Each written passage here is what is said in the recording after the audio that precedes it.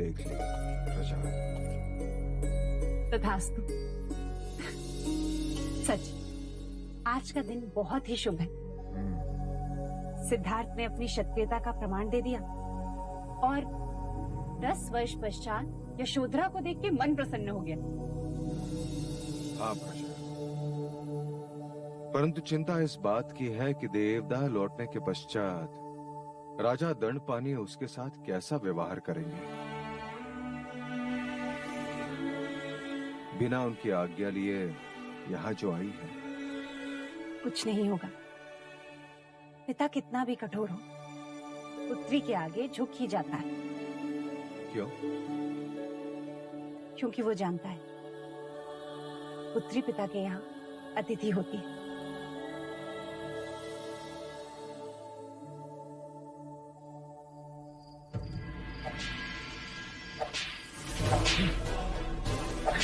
छोड़ो, छोड़ो देवदत्त, छोड़ो। ये क्या है? छोड़ो, छोड़ो देवदत्त, छोड़ो। ये क्या कर रही है? ये सब क्या है देवदत्त? एक पराजित योद्धा को दंड दे रहा हूँ। अपने मरते हुए अहंकार को जीवित रखने का प्रयत्न कर रहा हूँ। निराश न हो देवदत्त, और ये कोई अंतिम प्रतियोगिता नहीं है। आज सिद्धार्थ का भाग्य अच्छा था तो वो जीत गया, परंतु कल कुछ नहीं होगा पिताजी। कल एक भव्य शोभा यात्रा होगी। सब कुमारों के साथ मैं भी अश्व पर होऊंगा और रथ पे सवार होंगे युवराज सिद्धार्थ गौतम, और सब तरफ मेरी पराजय का शंखनाद होगा और कुछ नहीं। हृदय छोटा ना करो पुत्र, तुम्हारी पराजय में भी तुम्हारी विजय है। देने को आश्वासन अच्छा है पिताजी, किंतु इसमें मेरी कोई आस्था नहीं।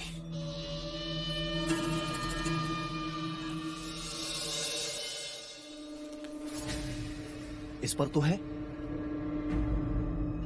महाराज ने दिया है, तुम्हारे लिए है।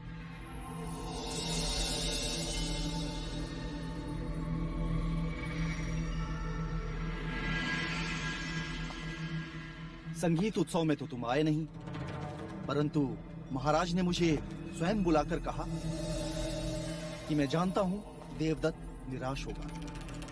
उसे जाके कहना कि स्पर्धा में कोई विजयी होता है तो कोई पराजित, परंतु इसका अर्थ ये नहीं कि जो पराजित हुआ उसका मूल्य कम हो गया। देवदत्त और सिद्धार्थ तो कपिलवस्तु के 2 नेत्र हैं। सिद्धार्थ मेरा अभिमान है तो देवदत्त सम्मान।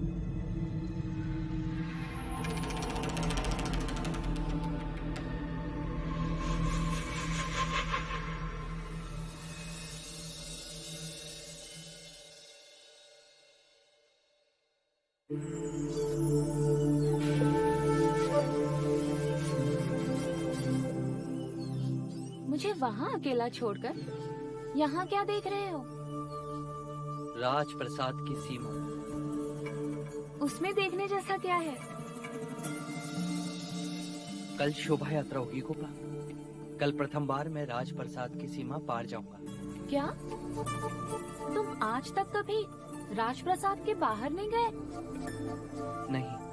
अर्थात राजप्रसाद के बाहर की सृष्टि के बारे में तुम जानते ही नहीं? जानता हूँ ना, गुरुओं से, वेदों से, उपनिषदों से, अतीत की कहानियों से, मन की आंखों से इस खूबसूरत सृष्टि को देखा है मैंने। पर कल प्रत्यक्ष अनुभव होगा। कल प्रथम बार नगर के द्वार मेरे लिए खुलेंगे। कल मैं अपनी प्रजा से मिलूंगा। मैं भी तुम्हारे साथ चलूंगी। अतिथि देवो भव।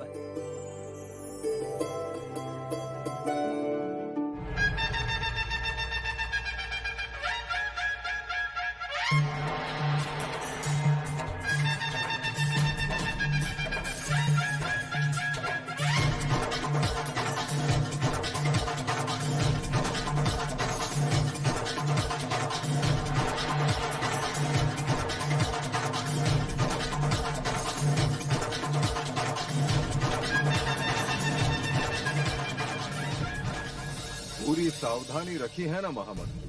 जी महाराज, युवराज सिद्धार्थ जिस मार्ग से यात्रा करेंगे वहाँ चारों ओर सुगंधित फूल, हंसते चेहरे और प्रसन्नता का संगीत होगा। चारों ओर युवा जगत ही दिखेगा। ऐसा कुछ नहीं होगा जिससे उन्हें दुख पहुंचे।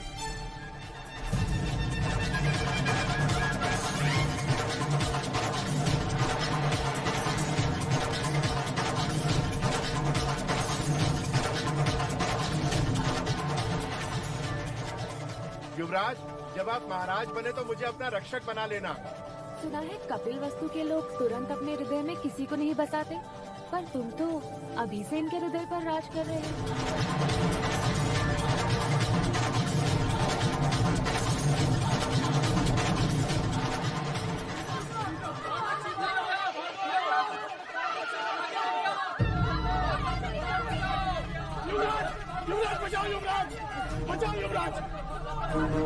क्या हुआ, क्यों चिल्ला रहे हो? हमारी बच्ची को चीता उठा कर ले गया। कब? बस थोड़ी देर पहले युवराज। तब तो निकट ही होगा। चलो चलो। युवराज, आप यात्रा छोड़कर नहीं जा सकते। ये समाचार सुन मैं रुक भी नहीं सकता। महाराज सुनेंगे तो अनर्थ हो जाएगा। आप चिंता न करिए, मैं और देवदास युवराज के साथ जाते हैं। आप राजप्रसाद जाइए। चल।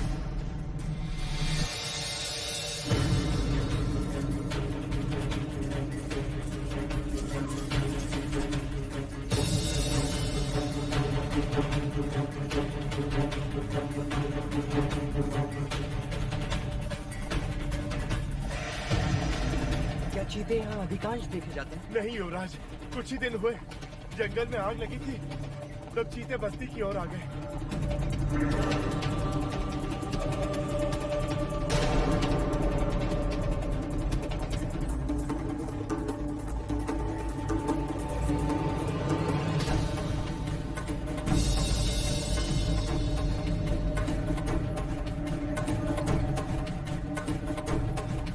वो देखो, चीते के पंजों के निशान।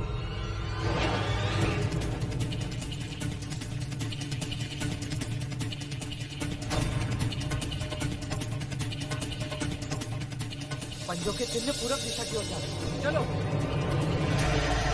चीता अपने आखेट को दूर तक नहीं ले जा सकता, वो यही कहीं होगा। केवल एक बार दिखाई दे जाए, जीवित नहीं छोड़ूंगा उसे।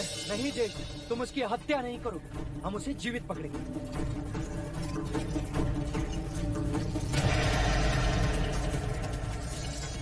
सुना, बच्चे की रोने की ध्वनि वहाँ झाड़ियों से आ रही है।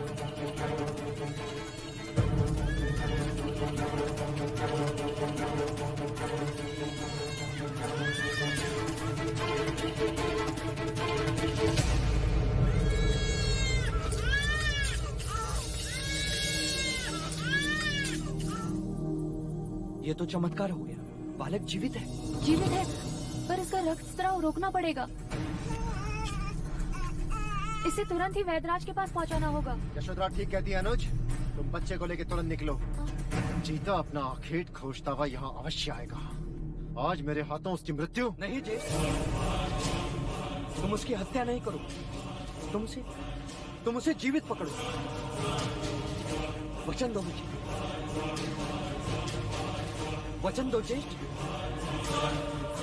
ठीक है, नहीं करूंगा, किंतु इस समय तुम केवल बच्चे के बारे में सोचो, चीते के बारे में नहीं। जाओ।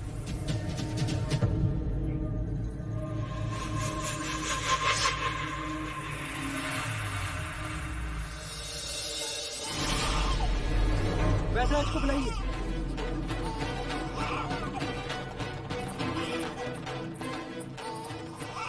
और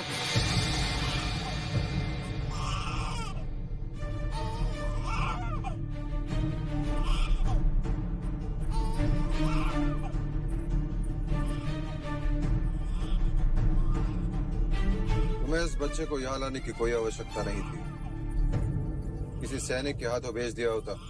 बच्चे को घायल देख मैं अपने आप को रोक ना सका पिताजी। परंतु लोग क्या कहेंगे? प्रजा एक पराक्रमी राजा चाहती है, दयावान नहीं।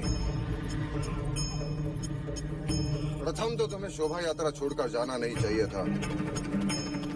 यदि गए तो चीते के अखेट पर जाए।